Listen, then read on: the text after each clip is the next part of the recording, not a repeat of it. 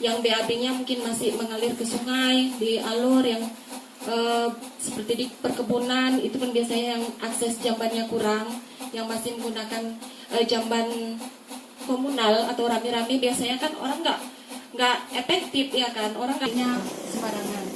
Jadi kita Pak kan kita desa PHBS, kita kan udah juara 2, jadi kita nggak susah lagi mencapai desa STBM. Tadi ini Pamsimas ini adalah penyediaan air minum dan sanitasi berbasis masyarakat. Jadi dia seiring Pak.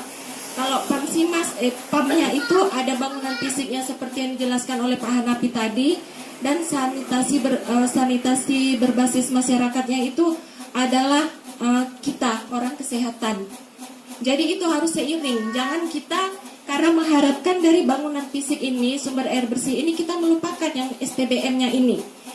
Nah, STBM ini adalah sanitasi total berbasis masyarakat. STBM ini ada beberapa pilar Pak yang harus kita laksanakan.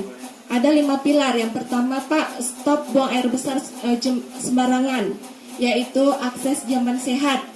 Berarti jamban yang memenuhi syarat ya Pak. Dan alhamdulillah jamban kita kan sudah akses semua di Desa Sukajadi. Hanya saja masih